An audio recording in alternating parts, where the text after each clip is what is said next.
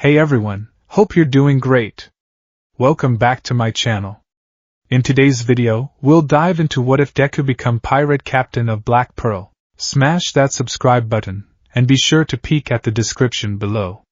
Let's begin. The world was screaming. That was the only way Izuku Midoriya could process the sensory overload tearing through his skull. The unforeseen simulation joint, the USJ, was supposed to be a sanctuary of learning, a controlled environment for rescue training.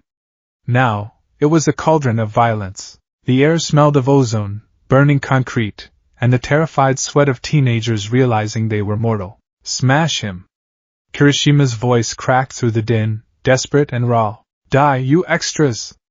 Bakugo's roar followed, accompanied by the concussive booms of nitroglycerin detonating against the hardened skin of villains. But Izuku wasn't looking at them. His eyes, wide and trembling, were locked on the center of the plaza. All Might was there.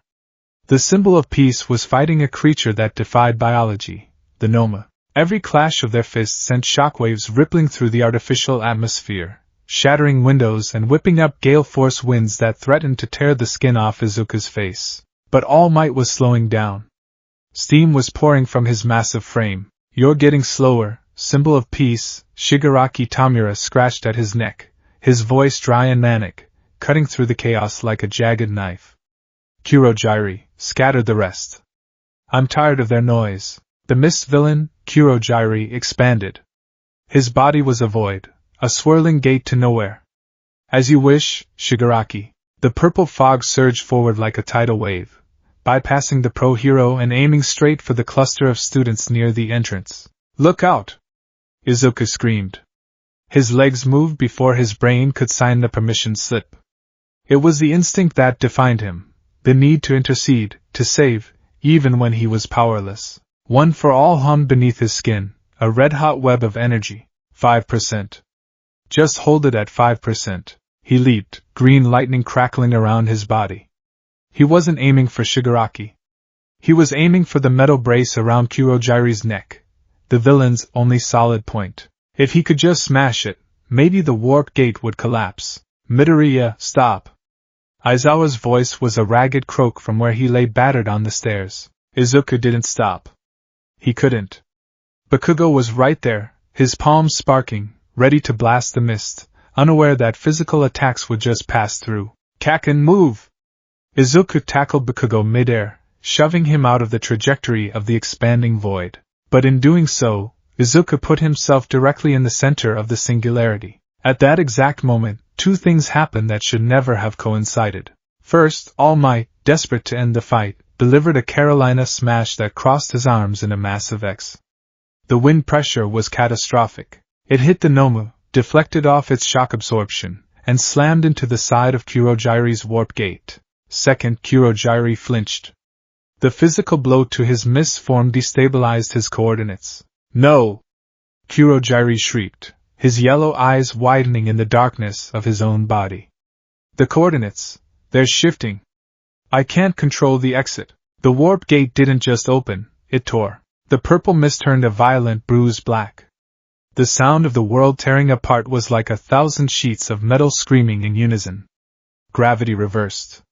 The light from the USJ dome twisted into spirals. Izuku felt weightless, then infinitely heavy. He saw Bakugo reaching out, his face twisted in a rare expression of genuine horror. DKU. The explosion from Bakugo's outstretched hand was the last thing Izuku saw, a bright orange flash against the encroaching darkness. Then, the void swallowed him whole. There was no sound in the space between spaces. There was only cold. A cold so absolute it felt like it was freezing the one-for-all quirk factor inside his DNA. Izuku felt like he was being stretched, pulled like taffy across a distance that couldn't be measured in miles. He saw flashes of things that didn't make sense. A man with a squid for a face playing an organ. A massive whirlpool. A coin made of gold. A skull wearing a bandana. Where am I?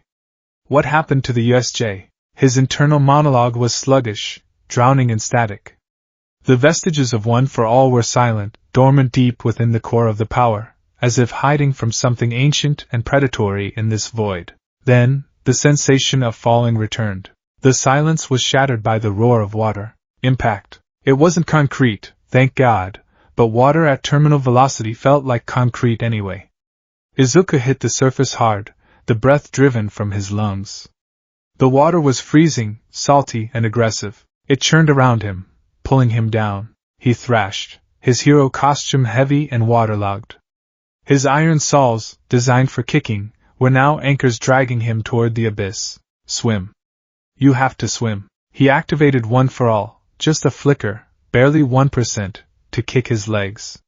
He rocketed toward the surface, breaking the water line with a gasp that tasted of brine and fear. He coughed, retching up seawater, and wiped the stinging salt from his eyes. He treaded water, bobbing in the swell, and looked around. He expected the dome of the USJ. He expected the shipwreck zone. He expected Aizawa-sensei yelling at him. Instead, he saw the horizon, a real, infinite horizon. The sky was a bruised purple and gray, heavy with storm clouds that looked like swollen bruises. The sea stretched out in every direction, a vast, dark expanse of choppy waves. No way. Izuku whispered, his voice swallowed by the wind. This isn't the simulation. He turned in the water, looking for land. Behind him, looming out of the mist, was an island.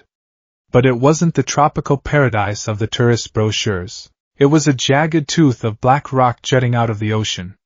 The vegetation was sparse and pale, looking more like dead bone than wood. The sand on the beach was jet black, volcanic and stark, but it was solid ground. Izuku swam. Every stroke was a battle against a current that seemed to want to keep him away from the shore. By the time his boots scraped against the black sand, his muscles were burning. He crawled onto the beach, collapsing onto his back, his chest heaving. He lay there for a long time, listening to the crashing waves and the shrieking of seagulls.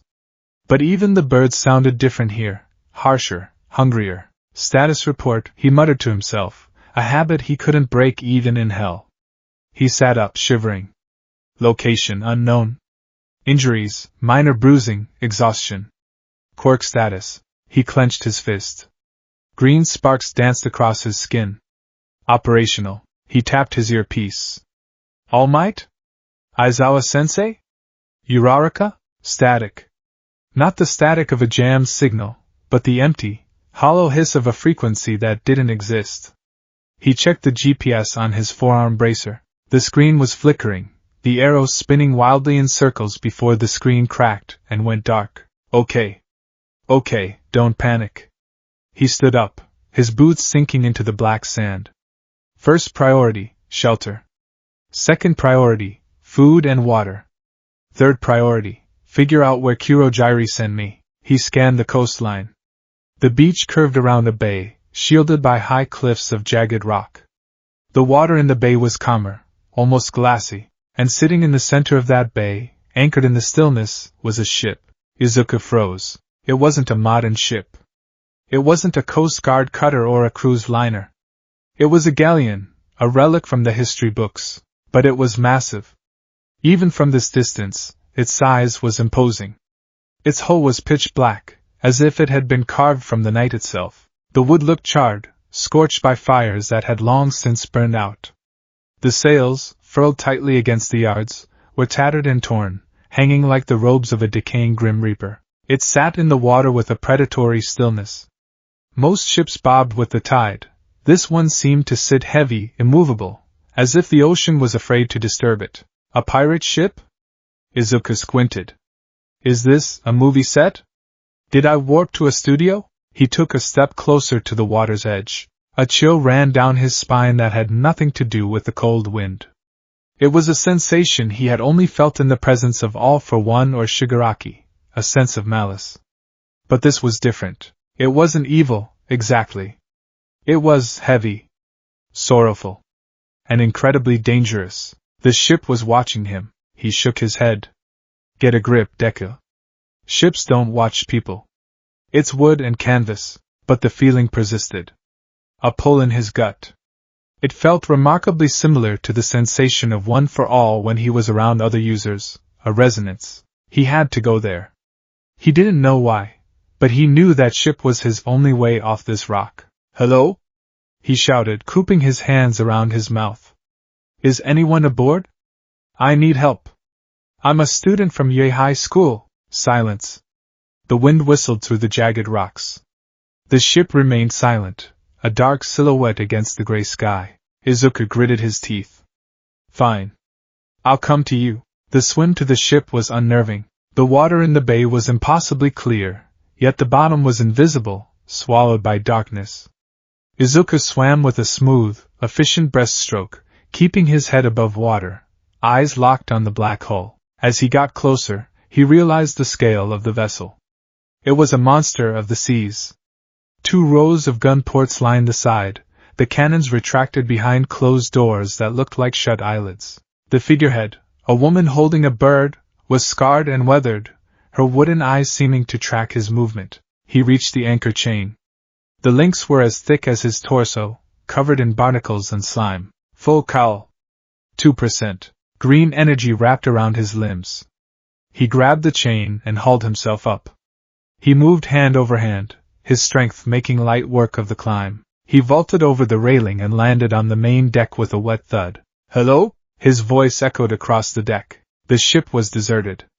Coils of rope lay in neat piles, but they were gray with age. The wood of the deck was bleached by the sun and stained with dark patches that looked suspiciously like old blood, but there was no rot. That was the strangest part. The ship looked destroyed, burned, and ancient, but the wood felt hard as iron under his boots. It wasn't decaying. It was preserved in its damage. Izuku walked toward the helm, his footsteps sounding too loud. He passed the main mast. He paused, looking at the wood. There were scratches in it. Deep gouges. Like claws. What kind of animal does that? He reached the quarterdeck stairs and ascended. The ship's wheel stood there, massive and imposing. It was made of dark wood and polished bone. Izuku reached out, his hand hovering over the spokes of the wheel. Touch it. The thought wasn't his. It was a whisper in the back of his mind. Not the vestiges. Not the first user. It was something else. Something ancient. He placed his hand on the wheel. Thrum. A shockwave of energy blasted through him, not outward but inward. The ship groaned. The sound came from deep within the keel, a low, resonant vibration that shook the dust from the floorboards. Whoa! Izuku jumped back, hands raised in a defensive posture. The ship settled. The groan faded into a low creaking, like a beast settling down for a nap. Okay, Izuku breathed, his heart hammering against his ribs. Quirk-enhanced ship. Or haunted. Definitely haunted. Fantastic. He turned toward the door of the captain's cabin. It was slightly ajar. He pushed it open. The cabin was dark, lit only by the gray light filtering through the dirty stern windows. It was a chaotic mess of luxury and filth. A grand table in the center was covered in maps, empty rum bottles, and candle wax. Izuku walked to the table. He picked up a map. It wasn't a map of Japan. It wasn't a map of Earth as he knew it. The continents were wrong. The names were archaic. Tortuga. Isla de Muerta. Singapore. Where in the world am I? He muttered, tracing the lines of the ink. His eyes fell on a compass sitting on the desk. He picked it up. It was heavy brass, and warm to the touch. He flipped the lid open. The needle didn't point north. It spun. It whirled around and around like a fan blade, dizzying and erratic. Broken, Izuku sighed. Just my luck. He set it down. As soon as he let go, the needle stopped spinning. It pointed straight at him. He frowned. He moved to the left. The needle tracked him. He moved to the right. It followed. It points to me? He looked around the room again. In the corner, draped over a high-backed chair, was a coat. It was a long frock coat, heavy and made of a faded blue-black fabric with tarnished gold buttons. It looked centuries old, yet the fabric didn't crumble when he brushed it. Resting on the seat of the chair was a tricorn hat made of weathered leather. Izuku felt a sudden, overwhelming urge to put it on. It was irrational. He was a hero student, not a cosplayer. But the cold was seeping into his bones, and his hero costume was soaking wet. Just to stay warm, he justified to the empty room. He peeled off his soaked upper armor and gloves, shivering in the damp air. He picked up the coat. It was heavy, smelling of sea salt, gunpowder, and something spicy, like rum and cinnamon. He slipped his arms into the sleeves. It shouldn't have fit. It looked too broad in the shoulders, too long in the hem. But as he pulled it on, the fabric seemed to tighten, shrinking and shifting until it tailored itself perfectly to his frame. The tails of the coat hung to the back of his knees. The collar stood up, shielding his neck. A surge of warmth flooded his body. Suddenly his vision blurred. A flash of green lightning. A man with dreadlocks smiling with gold teeth. A flash of black smoke. A sensation of infinite speed. Izuku stumbled, grabbing the table for support. The vestiges of One for All flared to life. Ninth. The voice of Daigoro Banjo, the fifth user, boomed in his head. The hell have you gotten us into, kid, Banjo-san? Izuku whispered aloud. Where are we? Not sure. Banjo's voice was rough but impressed. But this thing, this ship, it's got a will. It ain't a person, and it ain't a quirk. It's magic, kid. Old dirty magic. Magic? Izuku thought back, panic rising. Magic isn't real. Quirks are biological functions. Not here, came the calm voice of the first user, Yoichi. The laws of physics are loose here. And this vessel recognizes One for All. Why? Because One for All is a power of accumulation, Yoichi explained. It carries the wills of the past. This ship, it is also a vessel of accumulation. It carries the wills of its previous captains. It carries a curse. And it seems to like you. Izuku looked down at the coat. He felt stronger. Not One for All strength, but a steadiness. A balance. He looked at the hat on the chair. I shouldn't, he whispered. Do it, Banjo urged. It's waiting. Trembling, Izuku reached out and picked up the tricorn hat. He placed it on his tangled green curls. The moment the leather touched his brow, the ship screamed. It wasn't a sound of pain. It was a roar of triumph. The candles in the room flared to life with green flames. The maps on the table fluttered as a spectral wind blew through the sealed cabin. Outside, the cannons slammed against their ports. Izuku gasped, clutching his chest. He felt the ship's awareness merge with his own. He could feel the rudder like it was his foot. He could feel the masts like they were his spine. He could feel the emptiness of the hold like a hunger in his belly. The ship was starving. It wanted movement. It wanted the horizon. It wanted freedom. It wants to leave, Izuku realized, his eyes glowing with a faint green luminescence that matched the candles. It wants to sail. He turned and ran out of the cabin, back onto the quarterdeck. The atmosphere had changed. The gray sky was darkening to a bruised twilight. And the mist around the island was churning. From the black rocks of the shore, shadows were detaching themselves. They slithered over the sand, crab-like creatures made of rock and bone. Large, hulking shapes were rising from the water near the beach. The island was waking up, and it knew there was fresh meat in the bay. We have to go, Izuku said, gripping the railing. We have to leave now. He looked at the sails. They were furled tight. He looked at the anchor chain. It was down. I can't sail a ship alone. He panicked. I don't know how to raise the anchor. I don't know how to unfurl the sails. The shadows on the beach were entering the water. They were fast. Use the quirks, ninth. Banjo shouted. Improvise. Black whip. Izuku yelled. He thrust his hands forward. But he didn't just want to grab something. He wanted to command the ship. He poured his desire to escape, his desire to save himself so he could save others, into the quirk. Usually, Black Whip was black with a glowing teal outline. This time, the tendrils erupted from his back like a kraken's assault, thick, writhing ropes of energy. But they weren't just teal. They were swirled with a sickly, ghostly green smoke. The tendrils didn't attack. They lashed out at the rigging. One tendril wrapped around the main halyard. Another seized the capstan of the anchor. A third whipped up to the crow's nest. Pull! Izuku screamed, gritting his teeth, channeling 15% of One for All throughout his body to brace himself. The black whip tendrils tightened. The anchor chain screamed as it was ripped from the seabed with impossible speed. The capstan spun so fast it smoked. Simultaneously, the tendrils on the masts yanked the ropes. The tattered black sails unfurled, dropping down like the wings of a giant bat. They caught the wind immediately. But there was no wind. The ship makes the wind, Izuku realized with a jolt. The sails billowed outward, filling with a gust of air that seemed to come from nowhere. The Black Pearl lurched forward. It didn't accelerate like a normal ship. It surged like a dragster. Izuku was thrown back against the wheel. He grabbed the spokes to steady himself. The ship carved through the water, creating a massive wake. The creatures in the water screeched as the hull smashed through them, leaving them tumbling in the foam. "Steer it, kid!" Banjo yelled. "Don't just stand there." Izuku looked at the narrow opening of the bay. The cliffs were closing in. He had to thread the needle. He gripped the wheel. It fought him for a second, testing his grip strength, before yielding. He spun it hard to starboard. The ship banked.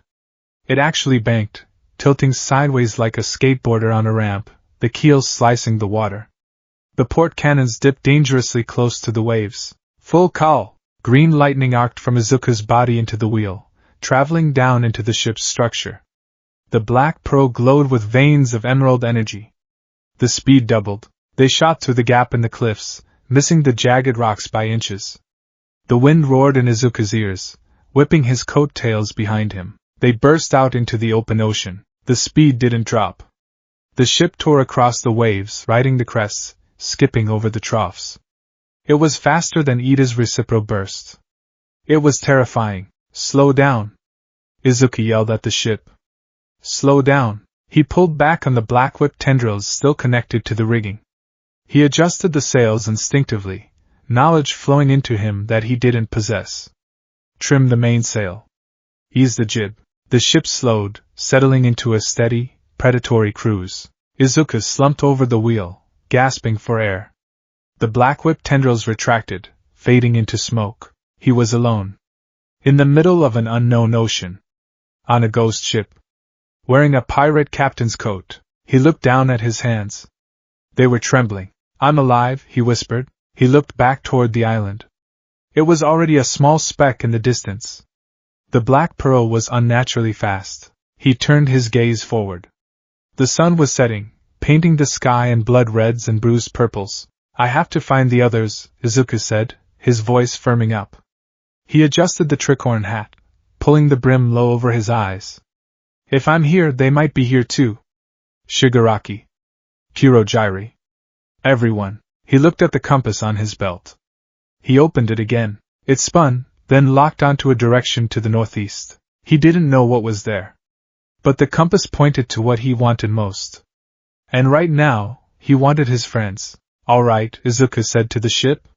He patted the wooden wheel. "Let's go, Pearl." The ship creaked in response, a sound that sounded suspiciously like a chuckle. The sails snapped taut. Izuku Midoriya, holder of One for All, student of UA, and now captain of the Black Pearl, steered the cursed vessel into the darkening horizon. The Green Ghost had set sail. The ocean at night was a different beast than it was during the day. It was heavier, louder, and infinitely more terrifying. For Izuku Midoriya, the last 12 hours had been a blur of panic, adrenaline, and a creeping realization that he was deeply, profoundly out of his depth. He stood at the helm of the Black Pearl, the wheel vibrating slightly under his gloved hands. The ship moved with a supernatural grace, cutting through the swells without the jarring slams of a normal vessel. It was as if the water moved out of its way out of respect, or fear. He hadn't slept. He couldn't. Every time he closed his eyes, he saw the warp gate tearing open, saw Bakugo's horrified face, saw the darkness swallowing him. "You need to eat." Ninth, the voice of Daigoro Banjo rumbled in his mind. "I'm not hungry," Izuku muttered, his voice raspy.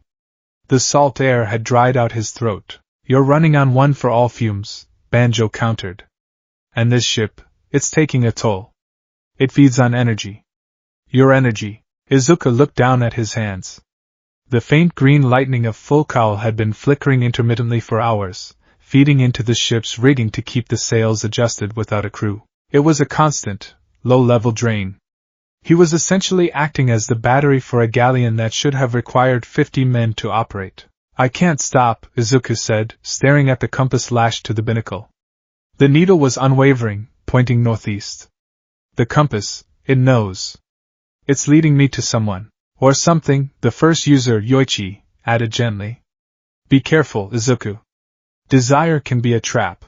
As dawn broke, bleeding a pale gray light across the water, land appeared on the horizon. It wasn't a desolate rock like the one he'd woken up on. This was a lush, green island, mountainous and sprawling. But as they drew closer, the smell hit him. It wasn't the fresh scent of nature. It was the smell of wood smoke, unwashed bodies, rotting fish, and cheap alcohol. It was the smell of civilization, but a dirty, lawless kind. The compass pointed straight at the harbor. Tortuga. Izuku read the name from the memory of the map in the captain's cabin. The name tasted strange on his tongue. The harbor was a mess of masts and tangled rigging. Ships of all sizes, schooners, brigs, fishing sloops, were crammed into the docks. The town itself looked like it had been built by a drunken architect. Buildings leaned precariously against each other, spilling out onto the muddy streets. As the Black Pearl approached the bay, a hush seemed to fall over the harbor. On the nearest ship, a merchant sloop, a sailor looked up from scrubbing the deck. His jaw dropped. He dropped his brush and scrambled up the rigging, shouting something Izuku couldn't hear. Other ships began to react. Bells rang. Men ran to the railings, pointing. They see us, Izuku said, his grip tightening on the wheel. Do I hail them? You're in a ghost ship, kid, Banjo laughed. You don't hail. You loom. Izuku didn't know how to loom, but the Black Pearl did. As it glided into the harbor, the black sails cast a long, ominous shadow over the water. The ship didn't slow down naturally. It maintained its speed until the very last moment. Stop! Izuku commanded, pulling back on the connection he had with the ship. The Pearl obeyed instantly. It halted with a violent lurch that sent a wave of displacement water crashing against the nearby docks, soaking a group of fishermen. The anchor dropped on its own with a deafening rattle, splashing into the murky harbor water. The ship sat there, swaying gently, looking like a predator among prey. Izuku stood on the quarterdeck, feeling incredibly small despite the massive coat. He looked down at the town. Hundreds of people were staring at him. Pirates, wenches, merchants, beggars. They looked rough. Many were armed with cutlasses and flintlock pistols. Okay, Izuku breathed. Phase 1 land. Phase 2, information. Phase 3, find a hero agency, or the local equivalent. He walked to the gangplank. With a thought, the heavy wood extended, slamming onto the dock with a crack that made the gathered crowd jump back. No one moved to board. They were terrified. Izuku adjusted his tricorn hat, took a deep breath, and stepped onto the gangplank. He walked down, his boots thudding on the wood. He tried to look confident, channeling his inner All Might, but he felt more like a child playing dress-up. When he reached the dock, the crowd parted like the Red Sea, leaving a wide circle around him. A burly man with a missing eye and a scar running down his cheek stepped forward, hand on the hilt of his sword. That's the Pearl, the man grunted, his voice like grinding stones. Everyone knows the Pearl, but where's the captain? Where's Sparrow? Where's Barbassa? He looked Izuku up and down. Izuku was still wearing his green hero costume pants and iron boots, but the pirate coat covered his torso. His green hair was wild and messy under the hat. I am the captain, Izuku said.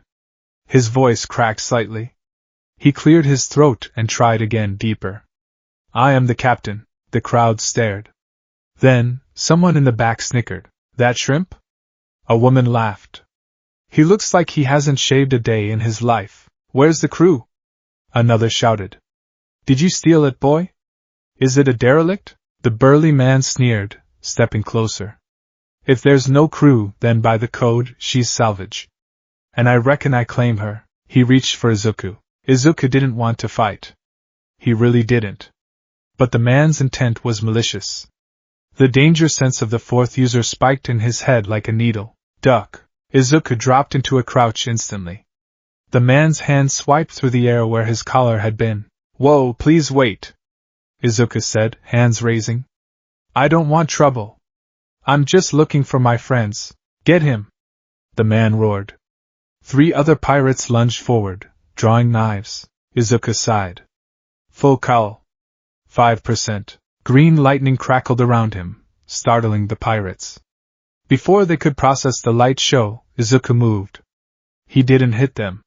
He just moved around them. He zipped between the first 2, tapped the back of the third one's knee causing him to buckle, and vaulted over the burly leader's head. He landed 10 feet away, spun on his heel, and pointed a finger. I said I don't want trouble. He flicked his finger.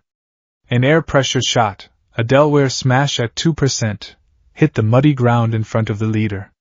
Boom! Mud exploded upward, coating the pirates in brown sludge. The crowd went silent again. This time, the silence was respectful. Fearful. Sorcery, an old woman whispered, crossing herself.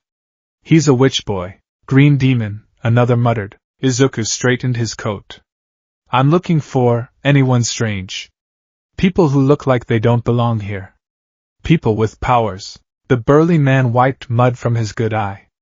He didn't attack again. He pointed a shaking finger toward the center of town. The tavern, he grunted. The faithful bride. There's a demon in there. Arrived a week ago. Blows things up. Izuku's heart skipped a beat. Blows things up? Aye, the pirate spat. Explosions from his hands. Like a cannon without the iron. He's beaten half the town into a pulp. A smile broke across Izuku's face. A genuine, relieved smile that lit up his freckled features. Kaken, Tortuga was a sensory nightmare. As Izuku navigated the muddy streets, he tried to keep his head down, but the coat made him conspicuous. People whispered as he passed. Whores called out to him from balconies, only to recoil when they saw the green lightning occasionally spark from his skin. He passed stalls selling strange fruits, cages with monkeys, and blacksmiths hammering red-hot iron. It was vibrant, chaotic, and completely devoid of laws. Fights broke out openly in the street. A man was thrown through a window right in front of him. Izuku instinctively caught him before he hit the ground, set him down gently, and kept walking, leaving the man bewildered. This world, Izuku muttered. It's like the pre-Quirk era history books, but worse. He found the faithful bride easily. It was the only building that looked like it had recently been on fire. The sign hung by a single hinge.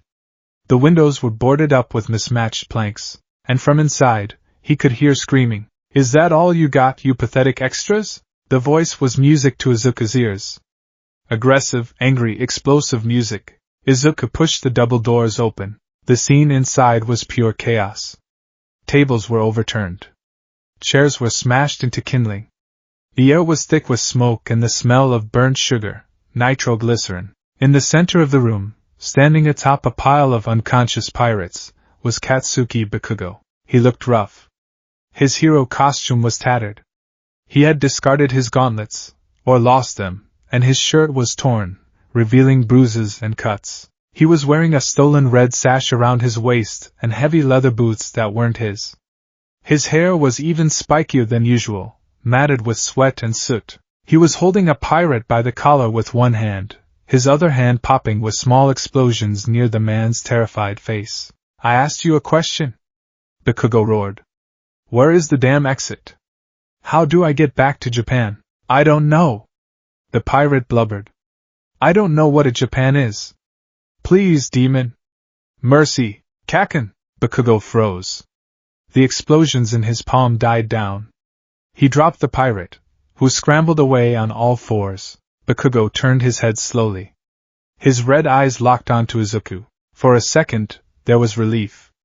It was fleeting, hidden instantly behind a wall of rage, but Izuku saw it. Then, the scowl returned, fiercer than ever. Deku? Bakugo jumped down from the pile of bodies. He stalked toward Izuku, his hands smoking. You! Bakugo growled. You damn nerd! You're here too? I am, Izuku said, stepping into the room. The patrons who were still conscious scrambled to the walls, terrified of the confrontation between the two demons. Where the hell are we? Bakugo demanded, getting right in Izuku's face. He poked Izuku hard in the chest. I woke up in a pigsty a week ago. A week? I've been beating answers out of these trash heaps, but nobody knows anything. They just talk about the King of England and the East India Trading Company. A week? Izuku blinked. But, the USJ incident was only this morning for me. I've only been here for about 12 hours. Bakugo paused. Time dilation? Or maybe I was knocked out longer? Whatever. He looked at Izuku's outfit. His eyes narrowed. What is that? He gestured to the coat and hat. Why are you dressed like a captain of a high school drama club? It's a long story, Izuku said, adjusting the hat self-consciously. I found a ship. The Black Pearl. The room went silent. Even the groans of the injured stopped. The pearl? A bartender whispered from behind his barricade. He has the pearl? Bakugo ignored them. A ship? You. Don't make me laugh. You can't even drive a car. It's not a normal ship, Kaken. It listens to me. It's how I got here. Izuku grabbed Bakugo's arm. We can use it. The compass. It points to things we want. It pointed me to you. It can help us find the others. Bakugo ripped his arm away. I don't need your help. I was doing fine on my own. You're beating up drunks in a bar, Kaken. That's not finding a way home.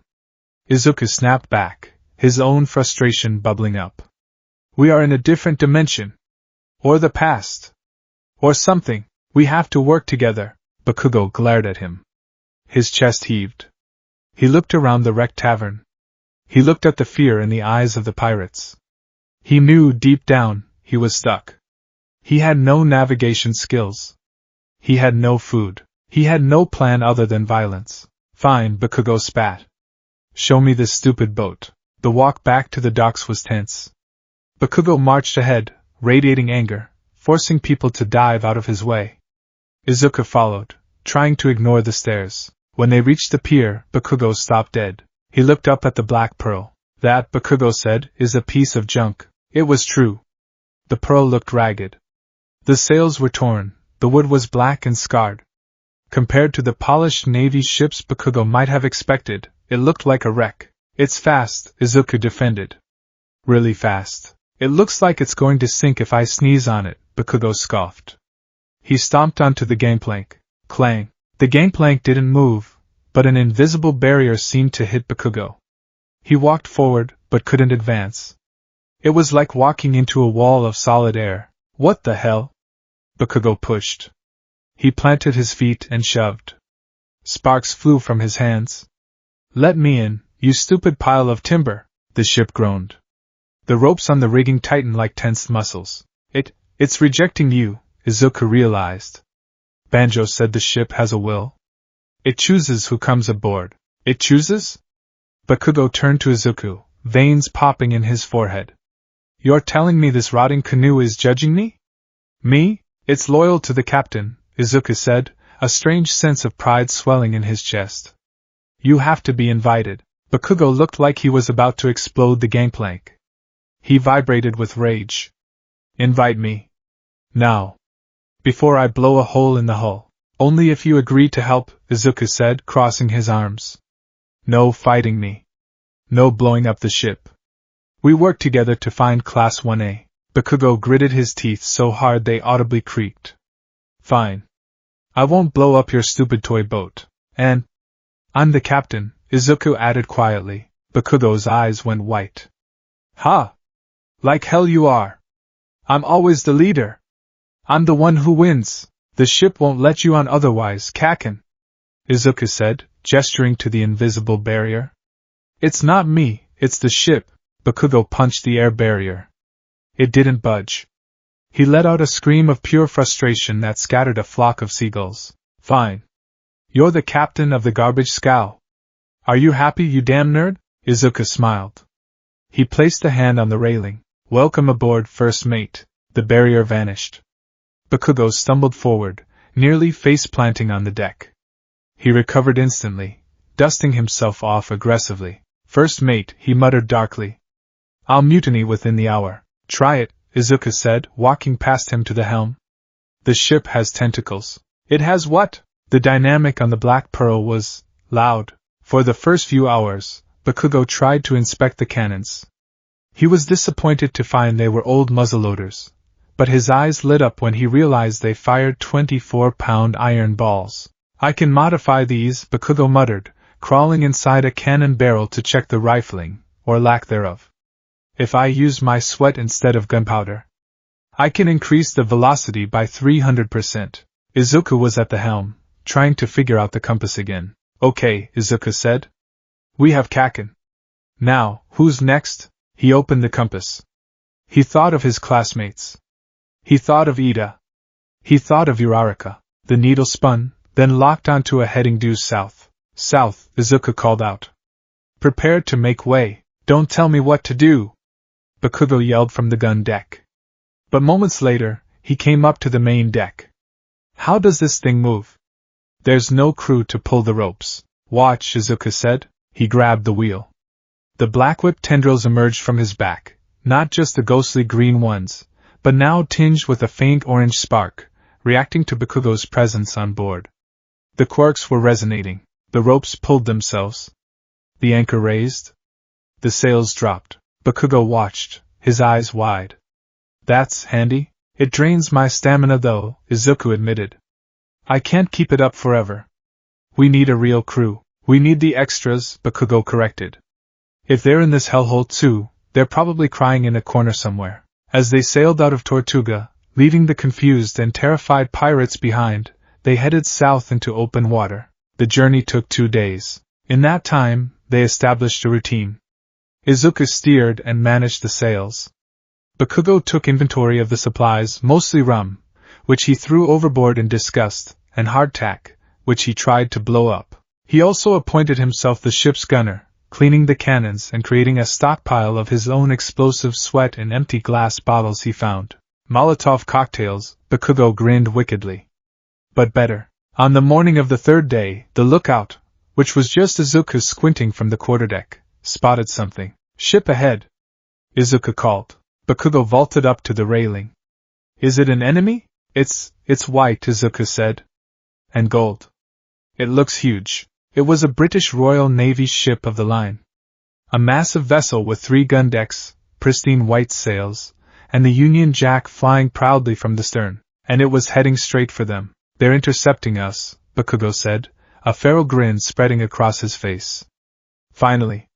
Some action. No, Kaken! We avoid conflict. Izuku spun the wheel, but the Navy ship was fast. And more importantly, it opened fire. Boom boom boom. Smoke puffed from the side of the Navy ship. Seconds later, water geysers erupted around the Black Pearl. They're shooting at us. Izuku yelped. They wanna play? Bakugo screamed. He jumped down to the main deck. DKU. Spin the ship. Give me a broadside. We don't have gunpowder. I am the gunpowder. Bakugo yelled. He uncorked a bottle of his sweat, shoved it down the touch-hole of a cannon, and jammed an iron ball down the muzzle. Turn the damned ship. Izuku had no choice. The Navy ship was closing in. He spun the wheel hard to port. The Pearl drifted, swinging its broadside to face the enemy. Bakugo lined up the cannon. He placed his palm over the touch-hole. BLAM! He detonated a small explosion into the sweat-filled chamber. The reaction was catastrophic. The cannon fired with a sound like a thunderclap, far louder than a normal discharge. The iron ball flew across the water at supersonic speed. It smashed into the hull of the Navy ship, shattering the wood and taking out the main mast in a single shot. The Navy ship listed heavily to the side, its momentum crippled. Direct hit! Bakugo howled, pumping his fist. Take that, you tea-sipping losers! Izuku stared, horrified and impressed. Kaken, you destroyed their mast. They shot first. As they sailed past the crippled Navy ship, Izuku looked through a spyglass he had found. He scanned the deck of the enemy vessel. He saw British officers running around in panic.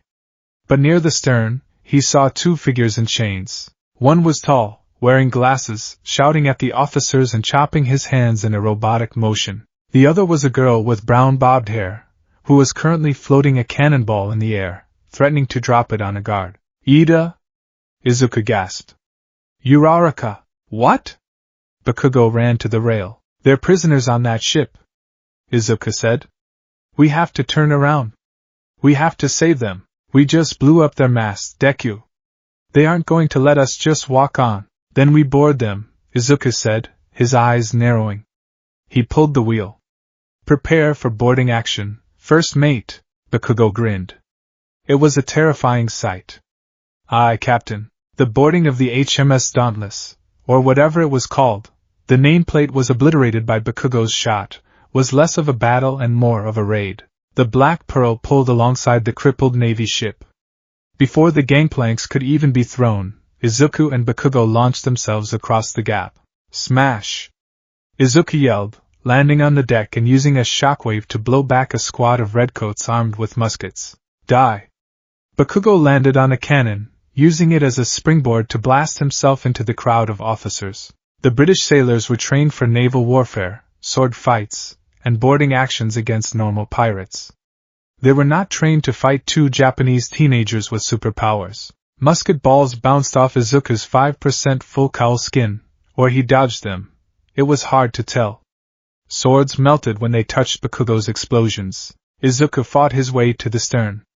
Tenya Ida was chained to the railing, furiously lecturing a terrified guard about the proper treatment of prisoners of war according to the Geneva Convention, which didn't exist yet. Ida-kun! Midoriya-kun! Ida's eyes widened behind his fogged glasses. You are a pirate? It's a long story. Izuku grabbed the chains. Stand back. He grabbed the iron links. One for all 10%. He pulled. The chains snapped like dried pasta. You are free, thank you. Ida rubbed his wrists. He looked at Izuku's coat. That attire is highly irregular, but functional for the environment. However, piracy is a crime, Midoriya. We're hero pirates. Izuku said. Where's Uraraka? She is in the brig. They contained her because she kept floating their ammunition. Go help Kaken secure the deck. I'll get her. Izuku kicked open the door to the lower decks. He sprinted past confused sailors, jumping off walls. He found the brig, a barred cell near the waterline. Ochako Uraraka was sitting on a bench, looking green. Not from sickness, but from fear. Deku? She whispered when she saw him. Uraraka-san! He ripped the door off its hinges. Deku! She threw herself at him, hugging him tightly. I was so scared. I woke up in the water and these men in red coats grabbed me and they kept talking about witches and burning. It's okay, Izuku soothed her, patting her back. We're going home. I have a ship. A ship? She pulled back, wiping tears. Like a boat? A big boat. With Kaken. Uraraka blinked. Bakugo is on a boat? And he hasn't blown it up? Yet, Izuku said. Come on. They ran back up to the deck. The battle was over. The British sailors had surrendered, mostly because Bakugo was currently sitting on the captain's shoulders, creating small explosions near his ears. We surrender! The British captain wailed. Take the gold. Take the ship. Just take the demon off me. Get off him, Kaken! Izuku ordered. Bakugo hopped down. TCH, boring. Ida marched up to them.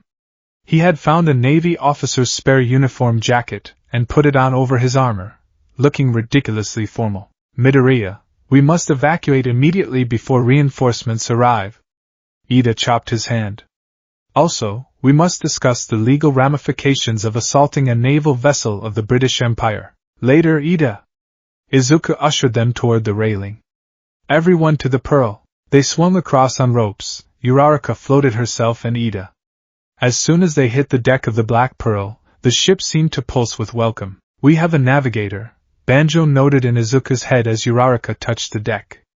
And a quartermaster, he added as Ida began inspecting the cleanliness of the deck. Let's go!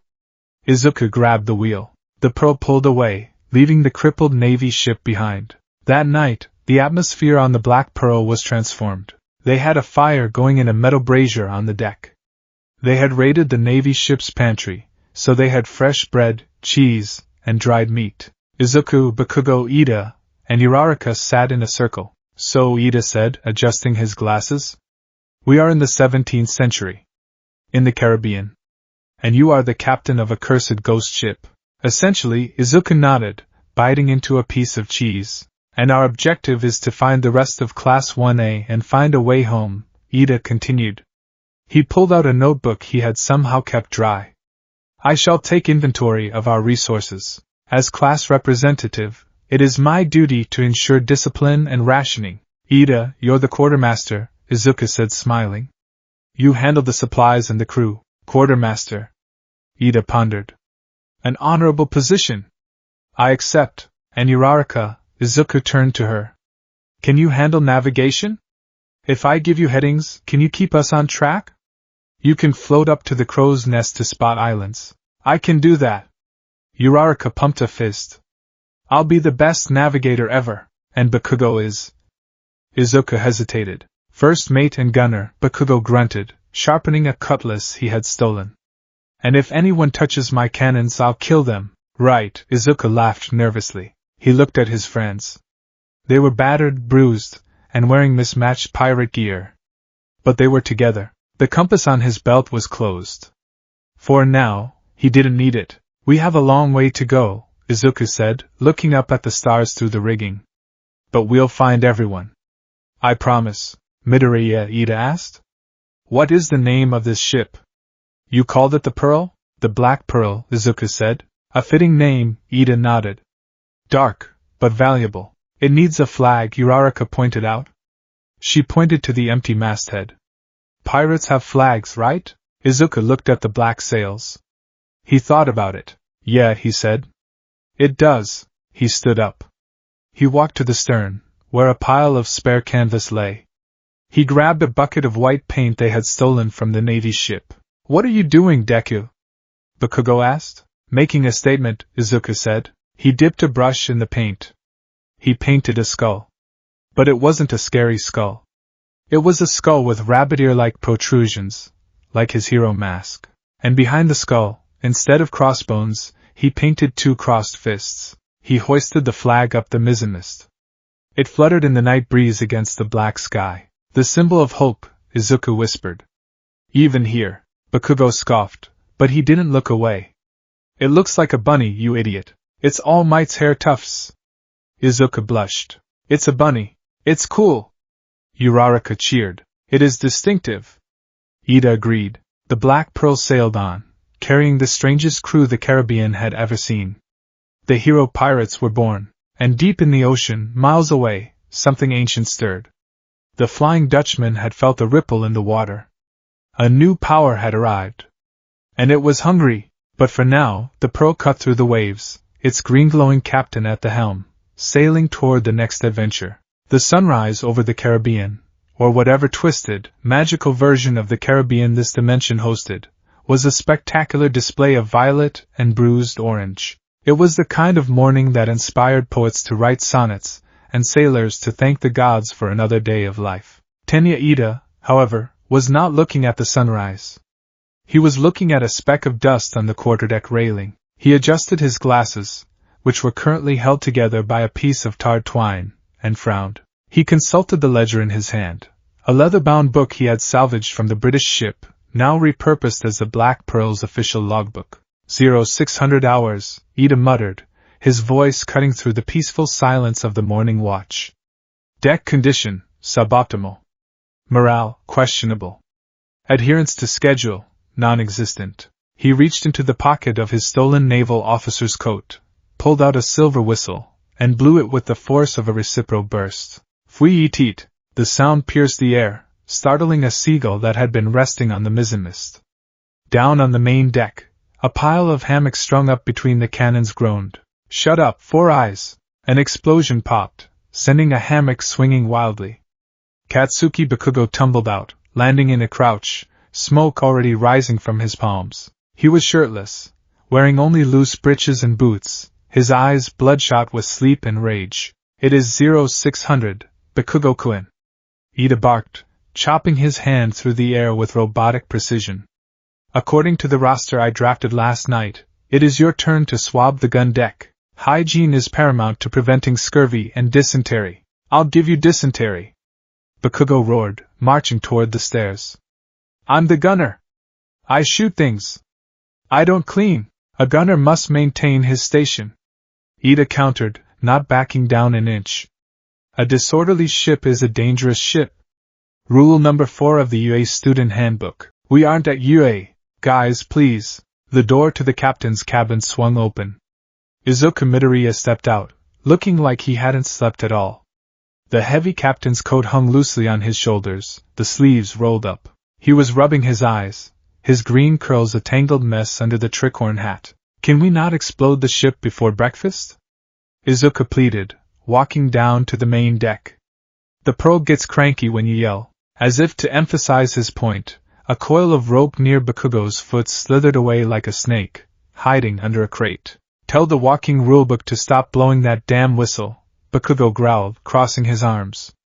And tell him I'm not scrubbing the floor. Quartermaster Ida is right, Kaken, Izuku said with a tired smile. We need to keep the ship clean. The magic preserves the wood, but it doesn't stop the smell. Ha! Bakugo glared at Izuku. You're taking his side? Since when do you have a spine? Since I became the captain, Izuku said, straightening his posture slightly. The green energy of One for All flickered briefly in his eyes, a subtle reminder of the power he held. And since I'm the one steering us away from sea monsters while you sleep, Bakugo tched, looking away. Fine. But I'm using my explosions to scrub. It's faster. As long as you don't breach the hull, Izuku sighed. Good morning, everyone. Ochako Uraraka floated down from the crow's nest, landing lightly on the deck. She looked refreshed, her cheeks rosy from the high-altitude wind. She was wearing a modified sailor's blouse and trousers, with a spyglass strapped to her hip. Morning, Uraraka-san, Izuku beamed, his demeanor instantly brightening. How's the horizon? Clear, she reported, saluting. Wind is picking up from the north. But it feels cold, Deku-kun. Like really cold. Izuku frowned. Cold? We're in the tropics. I know, Uraraka shivered, rubbing her arms. But the air up there, it felt like winter. And the clouds to the north look strange. They aren't storm clouds exactly. They're white. White clouds? Ida asked, flipping a page in his logbook. Could it be a fog bank? No, Uraraka shook her head. It looks like a blizzard. Izuku walked to the railing, looking north. He pulled the compass from his belt. He flipped the lid. The needle, which had been spinning lazily earlier, snapped to attention. It pointed north. Directly into the oncoming cold. The compass changed, Izuku whispered. Yesterday it was pointing southeast. It points to what you want most, Bakugo muttered, leaning against the cannon. So what? You want a snow cone? No, Izuku said, gripping the brass casing.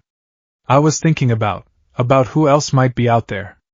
About who would be strong enough to survive this world alone. Todoroki, Bakugo said, the name heavy in the air. Izuku nodded. Or maybe. He trailed off. The compass was vibrating. It wasn't just pointing, it was pulling. We need supplies anyway. Ida, what's our inventory? Ida adjusted his glasses.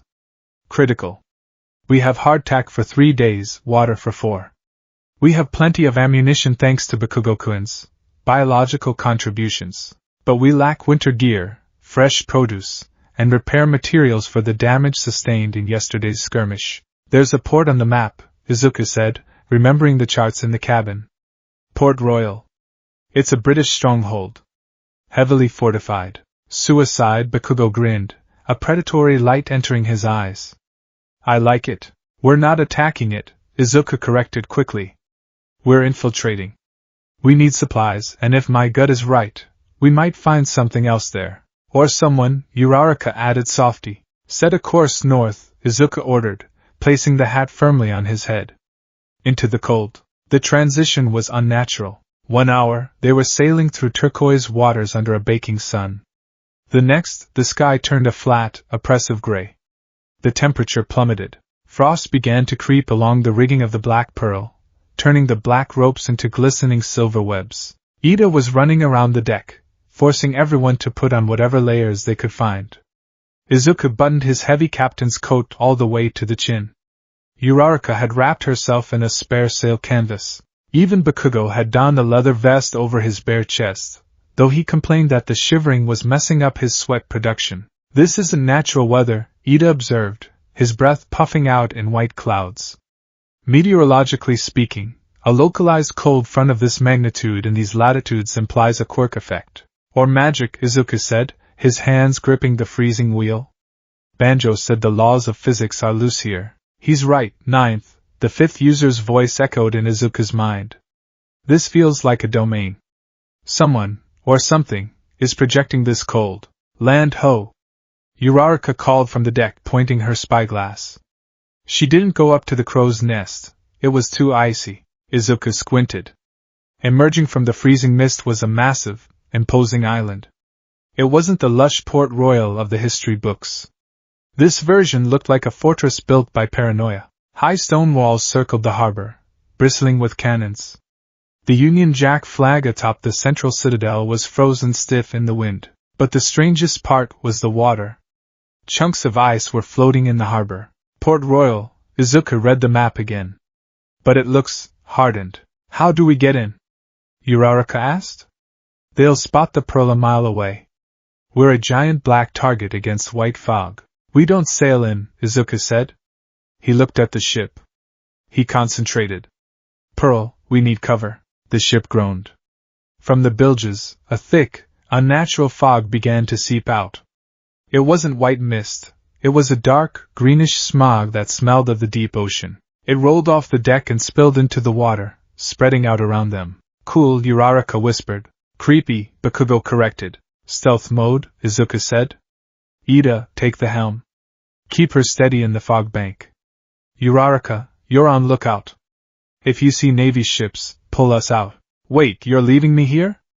Bakugo demanded. I'm going with you. We need a distraction team and an infiltration team, Izuku said. Kaken, you and I are going in. But we can't just blow things up. Not yet, TCH, fine. But if I see a redcoat, I'm blasting him. Deal. Ida, keep the engine running, or the sails full. Understood, Captain. Ida saluted. I shall maintain strict discipline while you are gone. No unauthorized snacking. Izuku and Bakugo moved to the railing. The water looked freezing. We aren't swimming, Bakugo said, looking at the ice floes. No, Izuku extended his hand. Black whip. Black tendrils shot out, latching onto a jagged rock near the outer wall of the fort. He grabbed Bakugo by the back of his vest. Don't you dare! Izuku launched them. They flew through the freezing air, swinging over the dark water, and landed silently, mostly, on the wet stones of the outer wall. Port Royal was grim. The streets were paved with cobblestones that slicked with ice. The buildings were gray stone and dark timber. Red-coated soldiers patrolled in groups of 4, their muskets shouldered, breath misting in the air. Izuku and Bakugo crouched on a rooftop, overlooking the town square. It's a prison colony, Izuku noted, watching a line of prisoners in chains being marched toward a massive structure that looked like a foundry. Smoke belched from its chimneys, blackening the gray sky. Look at the prisoners, Bakugo whispered, pointing. Izuku squinted. The prisoners weren't just men. There were fishmen, skeletons, and regular humans. But they were all carrying heavy loads of ore. Iron, Izuku said. They're mining and smelting iron. Why so much iron? Bakugo asked. They building a tank? Maybe. Izuku checked the compass. The needle was spinning again, confused by the proximity of the target. It pointed toward the foundry. Whatever we need is in there. Supplies, and maybe the source of this cold. Let's go, Bakugo said, small sparks jumping from his fingers. I'm freezing. I need to warm up. They moved across the rooftops, Izuku using his agility to leap silently, Bakugo using small, controlled bursts to cushion his landings. They reached the roof of the foundry. Heat radiated through the tiles. Finally, Bakugo sighed, pressing his hands against the warm chimney. There's a skylight, Izuku pointed. They peered down. The interior of the foundry was a hellscape of fire and metal. Massive furnaces roared, melting down ore. Hundreds of prisoners worked the bellows or carried crucibles of molten metal. British officers walked the gantries, whipping anyone who slowed down. Faster, you scum! One officer yelled. The Admiral wants the fleet clad in iron by the new moon. Ironclads, Izuku realized. They're trying to armor their ships to fight the Pearl. They're scared of us, Bakugo grinned. Good. Wait, Izuku pressed his face closer to the glass. Look down there. At the main anvil, in the center of the room, a massive anvil sat. A prisoner was there, but he wasn't using a hammer. He was the hammer. A shirtless boy with spiky red hair was holding a glowing hot sheet of metal. He slammed his bare fist into it. Clang. His skin turned jagged and rock-like on impact. He hit it again. Clang. He was shaping the metal with his bare hands, his body hardened to withstand the heat and the impact. He looked exhausted. His red hair was limp with sweat, his body covered in soot and burns where his quirk must have faltered from overuse. Kirishima? Izuku gasped. Bakugo stiffened. He stared down at the redhead. For a moment, he didn't say anything. His hands clenched into fists so tight his knuckles turned white. That idiot, Bakugo whispered, his voice trembling with a rare, quiet fury. They're using him as a human power hammer. We have to get him out, Izuku said. Now, plan? Bakugo asked. Smash and grab, Izuku said. I'll create chaos. You get Kirishima. Meet at the north exit. No, Bakugo stood up. He looked at the skylight. I create chaos. You get the extra. Before Izuku could argue, Bakugo raised his hand. He pulled the pin on one of his grenade bracers, which he had miraculously retained, or perhaps recrafted. Die! Bakugo punched the skylight. The blast shattered the glass and sent a shockwave of fire down into the foundry. Boom! The entire factory shook. Scaffolding collapsed. The British officers were thrown off their gantries. Bakugo dropped through the smoke, screaming like a banshee, explosions popping from both hands as he spiraled down. Hey! Redcoats! Bakugo landed on a furnace, posing dramatically amidst the flames. School's in session. Chaos erupted. The prisoners dropped their tools and scattered. The guards raised their muskets and fired, but Bakugo was already moving, blasting himself through the air, dodging bullets with a manic grin.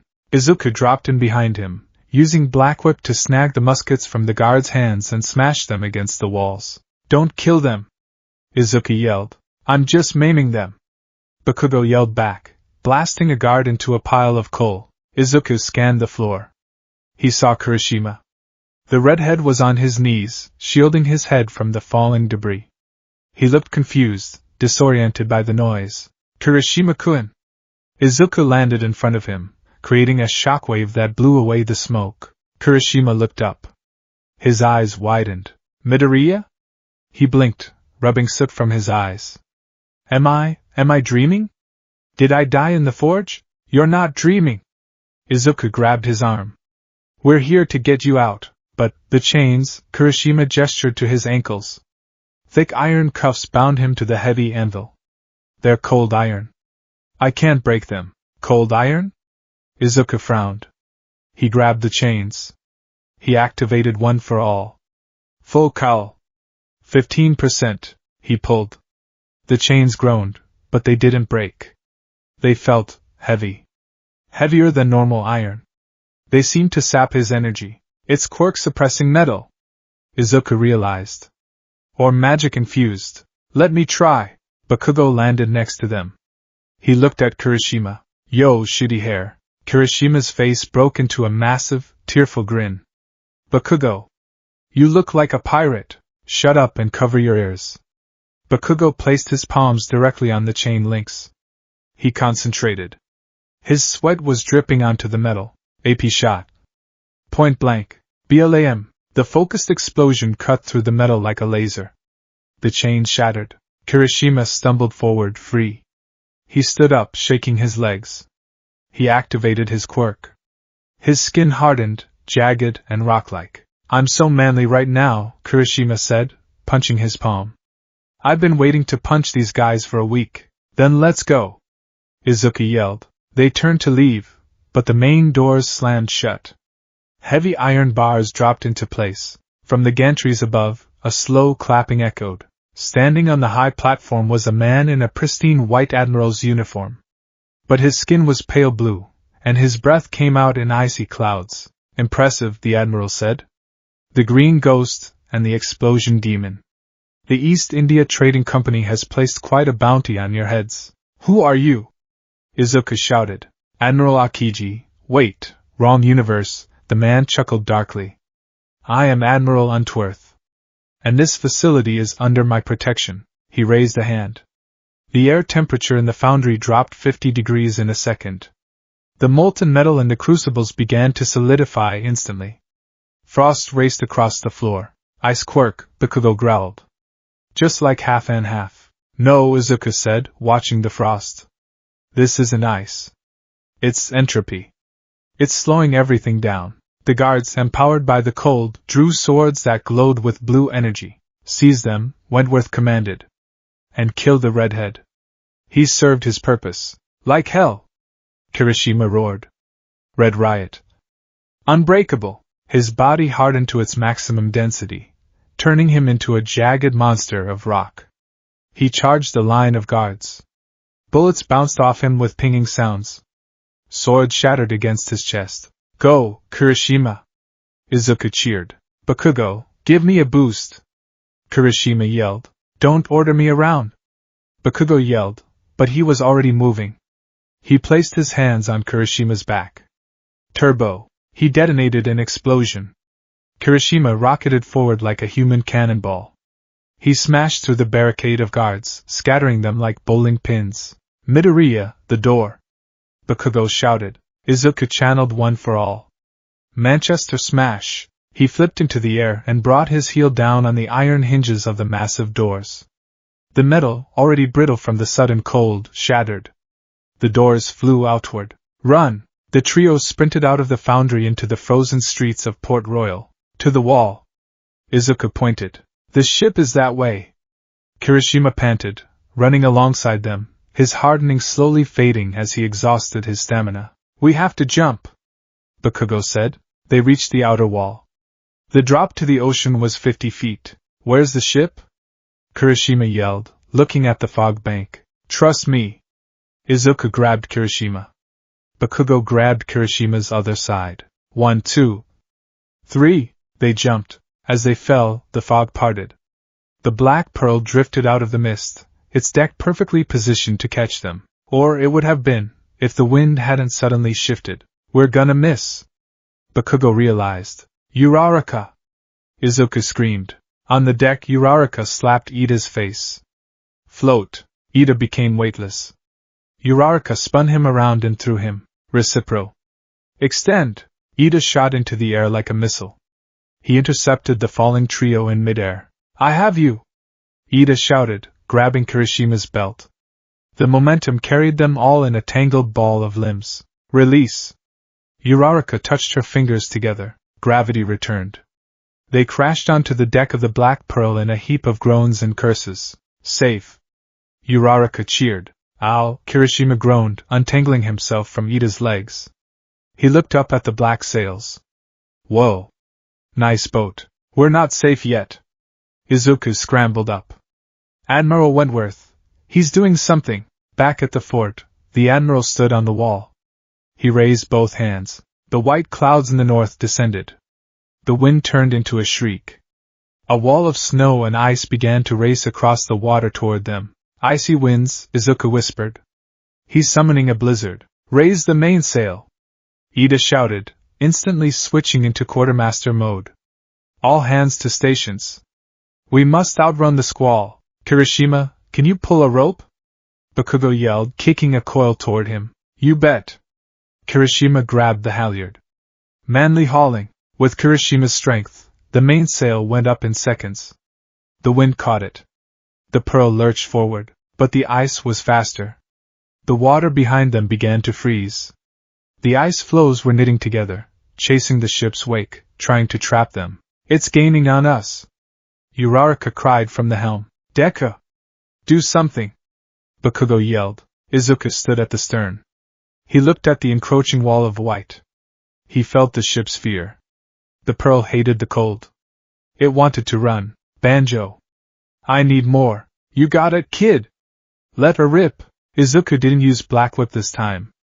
He used the wind pressure. Delaware smash. Air Force. He flicked his fingers. Pow! Pow! Pow! Compressed air bullets shot out, hitting the water behind the ship. The recoil pushed the ship forward, but it wasn't enough. It's not enough! Izuku panicked. Combine it! Bakugo appeared beside him. He had a crazed look in his eye. Use my heat! What? I'll heat the air. You push it. We create a thermal updraft to fill the sails. That's crazy. Let's do it. Bakugo pointed his palms backward. Howitzer impact. Engine mode. He unleashed a continuous stream of massive explosions. The heat was intense. The freezing air collided with the superheated air, expanding rapidly. Izuku turned around and faced the sails. One for all. 20%. Detroit smash. He punched the air. The shockwave grabbed Bakugo's heat and shoved it directly into the sails. The sails bulged, threatening to tear. The mass groaned. The Black Pearl didn't just sail, it hydroplaned. It lifted out of the water, skimming the surface on a cushion of air and foam. They shot away from the freezing harbor like a rocket.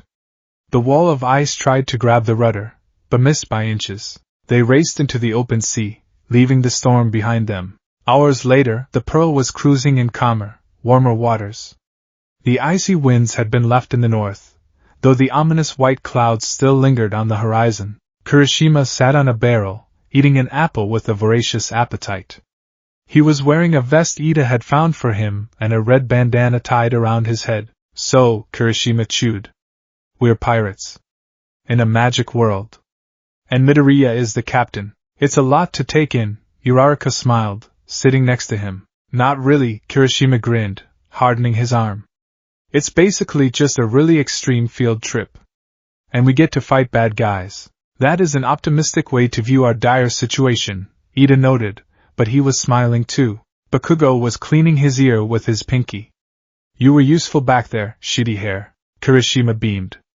Thanks, Bakugo. You too. That explosion was manly. Izuku stood at the helm, watching them. The crew was growing. They had a captain, a first mate/gunner, a quartermaster, a navigator, and now, what's my job? Kirishima asked. You're the bosun, Ida said instantly. You handle the maintenance of the hull and the heavy lifting. Your hardening quirk is ideal for structural repairs and close-quarters boarding actions. Bosun, Kirishima tested the word. Bosun. I like it. Sounds tough. Izuku looked down at the compass.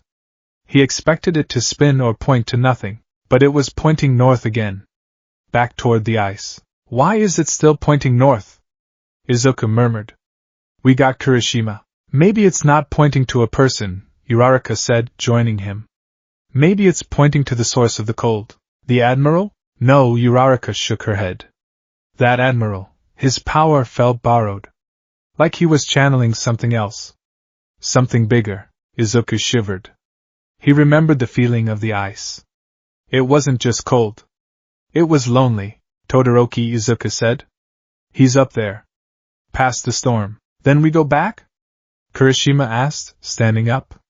We don't leave a bro behind. Not yet, Izuku said. The ship took damage from the ice. The hull is stressed. We need to repair and restock properly before we challenge that storm again. He looked at the map. We need a safe harbor.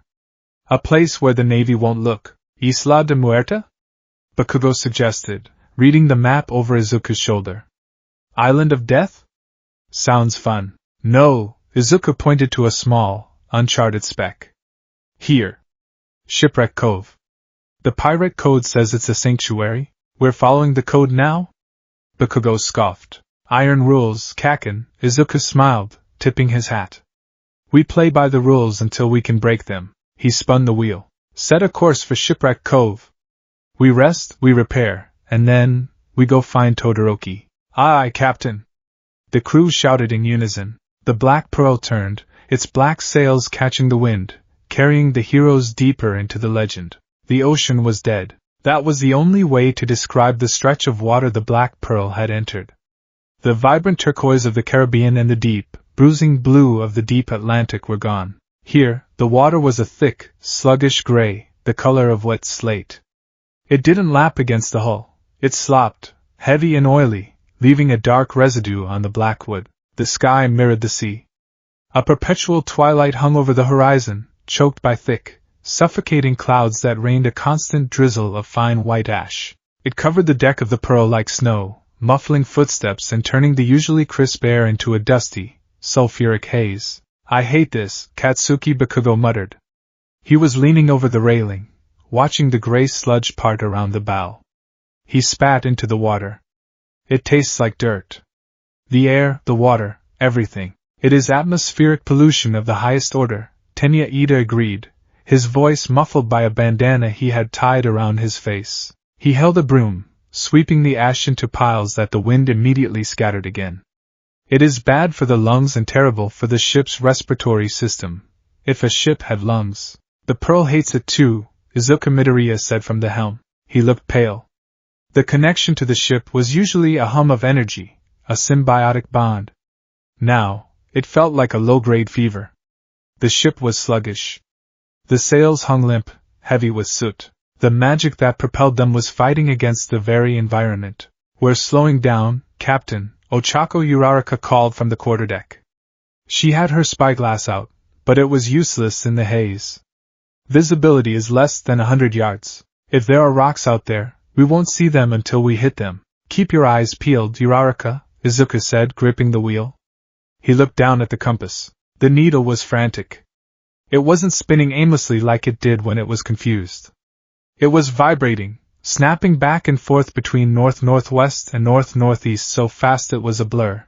"It can't decide," Izuku whispered. "Hot or cold? Fire or ice? We're getting close to him, aren't we?" Eijiro Kurishima asked, stepping up to the helm. The redhead was the only one who didn't seem entirely miserable, his hardening quirk likely making him less sensitive to the abrasive ash. "Todoroki." "Yeah," Izuku nodded. "The compass led us here. But this place, it feels like a graveyard." Miles away, hidden within the thickest banks of the ash fog, another ship sailed. But to call it a ship was generous. It was a carcass. It had once been a majestic Spanish galleon, a treasure ship laden with gold. Now, it was a skeletal nightmare.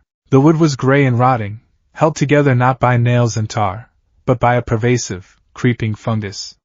The sails were tattered rags that looked like flayed skin. It moved without wind. It slid through the gray water silently, trailing a wake of dead fish. On the rotting quarterdeck sat a throne made of driftwood and bleached whale bones.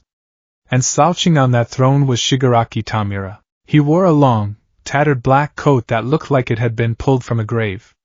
A skeletal hand, his father's, was clamped over his face, the bone yellowed by the sea air. He scratched at his neck, his skin dry and flaky. "Boring," Shigaraki rasped.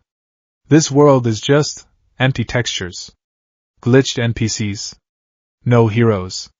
No All Might. We must be patient, Shigaraki." A deep, echoing voice came from the helm. Kurojairi stood there. He didn't look like a man in a suit anymore. His mist form swirled inside a heavy, dark naval uniform, looking like a void given shape. "We are gathering power. The local legends speak of items, artifacts that can tear the fabric of reality." "I don't want artifacts," Shigaraki hissed. He reached out and touched the arm of his bone throne. Crack! The bone turned to dust, crumbling to the deck. "I want to destroy. I want to turn this whole wet, miserable marble into dust." He stood up and walked to the railing. Below, on the main deck, his crew shambled about. They were not men. They were not even the skeletons of the local lore. They were biological horrors. Bodies swollen with water, skin turning purple and black. Their eyes were exposed brains, their muscles expanded and warped. "Drown Nomu," Shigaraki sneered. "Kurojairi, how long until we reach the source of that energy signal?" "Soon," Kurojairi replied. "The thermal variance is extreme. It suggests a quirk of significant power. A potential recruit, or a resource to be harvested." "Good," Shigaraki grinned beneath the hand. "Set a course. Let's see what breaks first." "Land ho!" Uraraka's voice cracked with tension. "Directly ahead." And oh my god, Izuku squinted through the ash. The fog was thinning, blown away by a strange, swirling wind system. The island that emerged was a geographical impossibility. It was a massive, volcanic peak rising sharply from the sea. But it was split down the middle. The left side of the island was a nightmare of fire. Lava flowed in red rivers down the blackened slopes, hissing as it hit the ocean and sending plumes of steam into the air. The rocks glowed with heat. The air shimmered. The right side of the island was a frozen wasteland. Massive glaciers hung from the cliffs, jagged spikes of blue ice jutting out like teeth. Snow fell heavily, piling up in drifts that buried the trees. The water around that side was choked with icebergs, It's like Punk Hazard, Kirishima muttered, referencing a manga he'd read. Half hot, half cold. It's Todoroki, Izuku said, his voice grim. He's here. And he's losing control. Losing control? Ida asked, looking at the devastation. This island, the ecosystem is being torn apart. One person is doing this? Shoto's quirk regulates his body temperature, Izuku explained, steering the pearl toward a narrow channel of neutral water between the boiling sea and the freezing sea. But if he uses too much of one side without the other, or if he's fighting something constantly, the environment reacts. The magic of this world amplifies it. The pearl glided into the channel. The temperature on deck was bizarre. If you stood on the port side, you sweated. If you stood on the starboard side, you shivered. Where do we dock? Bakugo asked, wiping sweat from his brow while his breath misted in the air. I don't see a harbor. There, Izuku pointed. A black sand beach right in the middle. The eye of the storm. The ship ran aground gently on the sand. The pearl held its position, its magic anchoring it better than any chain. Landing party, Izuku ordered. Me, Kaken, Kirishima? Ida, you and Uraraka guard the ship. Keep the cannons primed. If anything moves that isn't us, blow it up. Understood. Ida saluted. Be careful, Deku, Uraraka said, handing him a canteen of water. This place feels angry. Izuku took the canteen. We'll be back. With Todoroki. The trek up the mountain was grueling. The ground was unstable. One moment, they were walking on frozen shale that cracked under their boots. The next, they were stepping on hot coals that threatened to melt their soles. Todoroki! Izuku shouted, his voice echoing against the cliffs. Shoto, half and half bastard! Come out! Bakugo yelled, blasting a boulder out of his way. Maybe try being nicer? Kirishima suggested, hardening his skin as a geyser of steam erupted near his leg. Nice doesn't work on him, Bakugo scoffed. He's stubborn. You have to hit him over the head with logic. Or an explosion. They reached a plateau halfway up the volcano. Here, the clash of elements was most violent. A swirling vortex of wind, hot air rising, cold air sinking, created a perpetual tornado in the center of a crater, and inside the eye of that tornado sat a figure. Shoto Todoroki looked like a wild man. His Yui gym uniform was in tatters, replaced by scavenged furs on his right side and scorched leather on his left. His hair had grown longer, the white and red strands matted and wild. He sat cross-legged, his eyes closed. Frost covered the right side of his face. Flames licked at the left side of his collar. He was trembling. Todoroki-kun! Izuku took a step forward. Todoroki's eyes snapped open. They were wild, dilated. He didn't see Izuku. He saw a threat. Stay back! Todoroki slammed his right hand onto the ground. A massive wave of ice, sharp, jagged spears, erupted from the earth, rushing toward them. Look out! Kirishima shoved Izuku aside and hardened his entire body. Clang! The ice smashed into him, burying him, but he held his ground. Kaken, don't hurt him! Izuku yelled as Bakugo launched himself into the air. I'm just gonna wake him up! Bakugo roared. AP shot! He fired a concentrated beam of explosion at the ice wall, shattering it. He landed 10 feet from Todoroki. Icy hot! It's us! Snap out of it! Todoroki looked at him, confusion warring with instinct. Bakugo? Midoriya? He stood up, swaying. The frost on his right side was spreading, creeping down his neck. He looked hypothermic. Your illusions, Todoroki rasped. The heat, it's making me hallucinate. We aren't hallucinations. Izuku ran forward, hands raised. We're real. We came on a ship. We're here to take you home. Todoroki stumbled back. Home? There is no home. Only this island. Only the cold, and the fire. He looked at his left hand with disgust. The fire, it attracts them. Attracts who? Kirishima asked, breaking free from the ice pile. The Ash Walkers, Todoroki whispered. As if summoned by the name, the ground around the crater began to rumble. From the volcanic soil, creatures began to emerge. They were like golems made of obsidian and magma. From the ice side, skeletal figures encased in blue glacial ice pulled themselves from the snow. Locals, Bakugo grunted. Great. They hate the imbalance, Todoroki said, his voice hollow. They attack me because I disrupt the island. If I use fire, the ice monsters come. If I use ice, the lava monsters come. I can't win. You don't have to win alone, Izuku shouted. He jumped, smashing a lava golem with a 5% Delaware smash. We're a crew. Crew? Todoroki blinked. Fight now, talk later. Bakugo blasted an ice skeleton into shimmering dust. The battle was chaotic. The elemental monsters were relentless. Izuku zipped around the battlefield, smashing golems. Kirishima acted as a tank, drawing the aggro of the sharp ice creatures. Bakugo was artillery, blasting everything in sight. But there were too many of them. Todoroki! Izuku yelled, landing next to him. Use your fire. The ice monsters are overwhelming us. No! Todoroki clutched his left arm. If I use the fire, he wins. Endeavor wins. Even here. I can hear him laughing in the volcano. That's not Endeavor. Izuku grabbed Todoroki's shoulders. The cold was biting, burning Izuku's hands through his gloves. That's your fire. It's your power. You're freezing to death, Shoto. Look at you. Todoroki looked at his right side. His skin was turning purple. The frostbite was setting in deep. He had been overusing his ice to suppress the volcano, terrified of his own heat. It's yours! Izuku screamed, echoing words he had spoken in a tournament arena a lifetime ago. Save yourself! So we can save everyone else!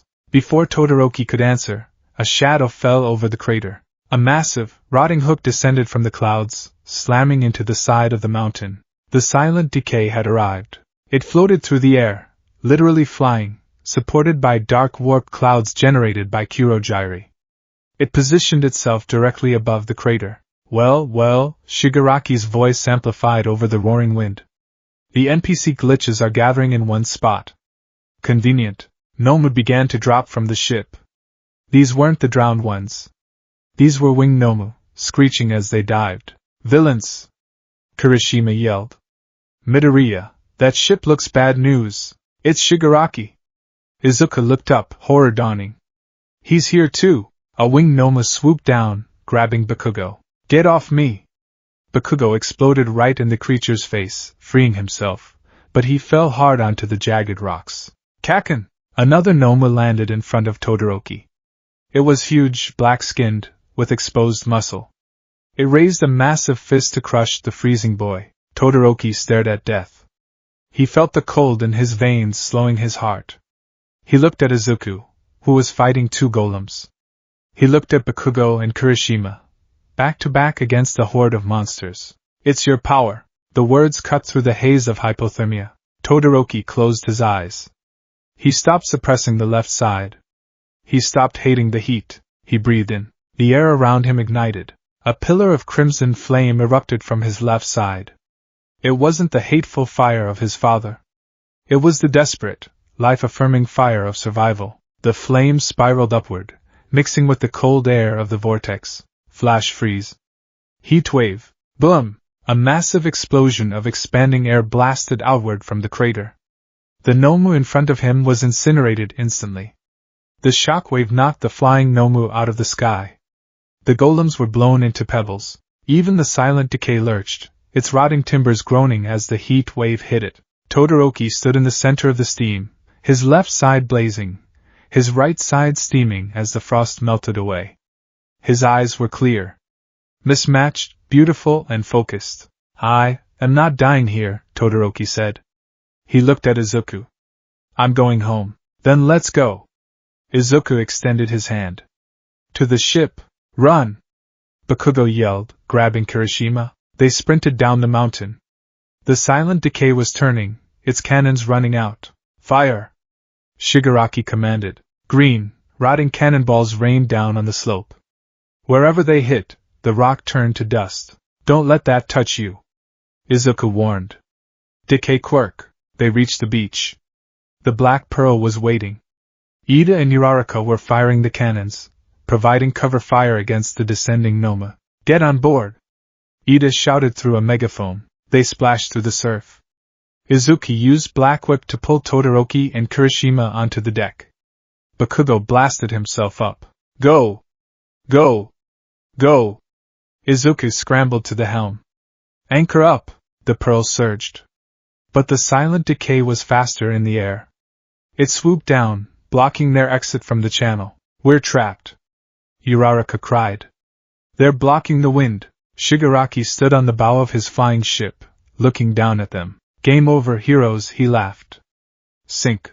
Nomu began to board the Pearl, dropping from the rigging of the Decay. "Defend the deck," Ida ordered. He engaged his Recipro engine, kicking a Nomu off the railing. Bakugo was manic, blasting left and right. "There's too many of them." Izuku looked at Todoroki. The dual-haired boy was panting, but he looked stable. "Todoroki-kun!" Izuku shouted over the din of battle. "The cannons! They're overheating. We can't fire fast enough to break through." Todoroki looked at the cannons. They were glowing red-hot from the constant firing and the ambient temperature. "I can fix that," Todoroki said. He ran to the gun deck. He placed his right hand on the barrel of the nearest cannon.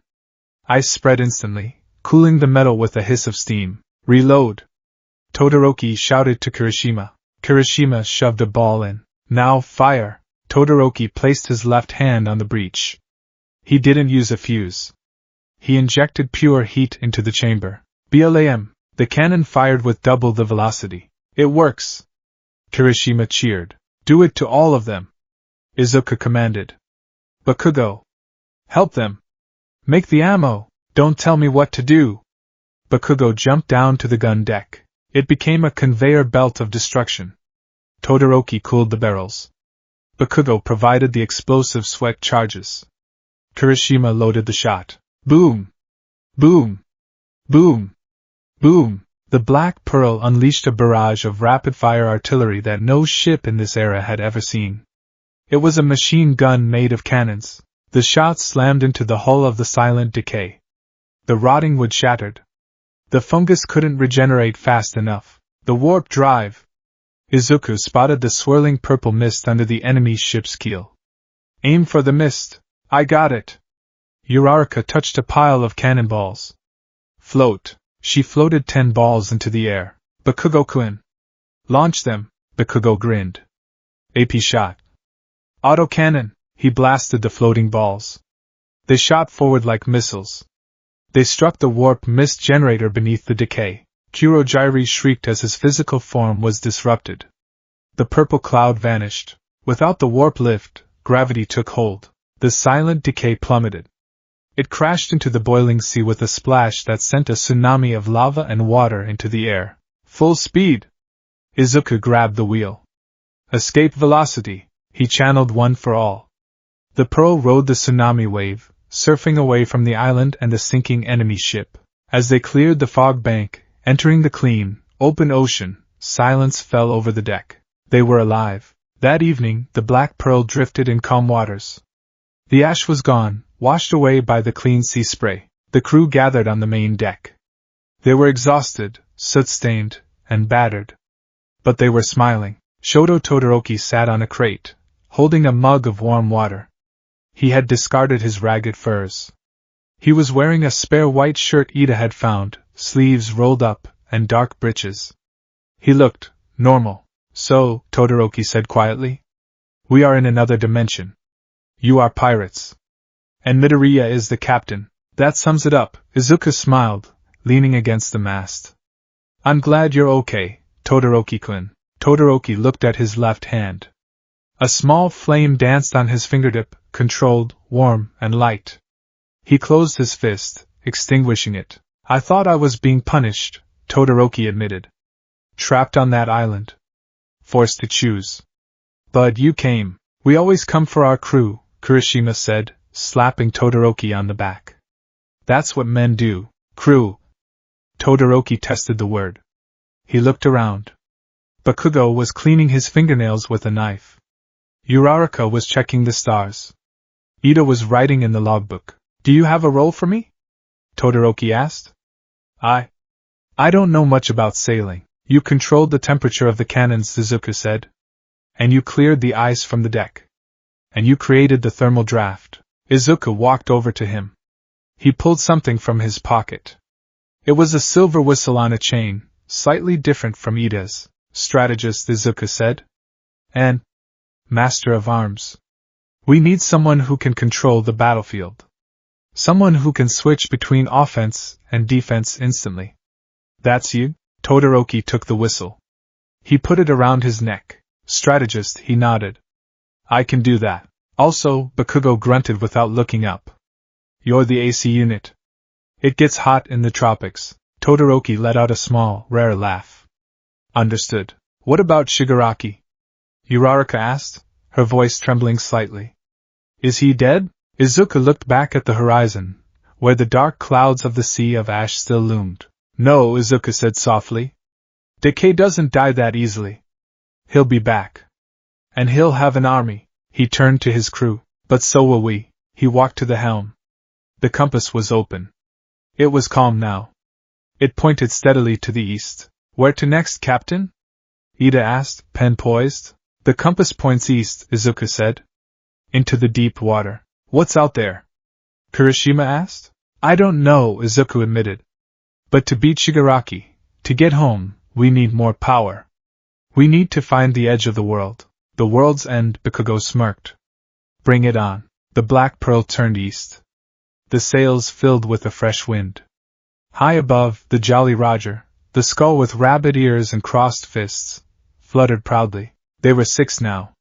The captain, the first mate, the quartermaster, the navigator, the bosun, and the strategist. The Emerald crew was growing. And the seas were beginning to tremble.